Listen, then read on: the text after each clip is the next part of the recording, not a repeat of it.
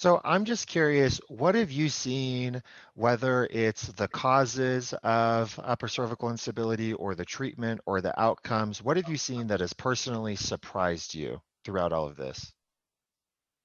The things that have surprised both Dr. Centeno and I are those patients that, with good intention, and I do mean good intention, that have sustained some sort of minor, setback. They go to a chiropractor and they have a high velocity adjustment, That was and me. forever their lives are changed. It just takes our breath away. They were doing what they were taught to do, and there's no going back.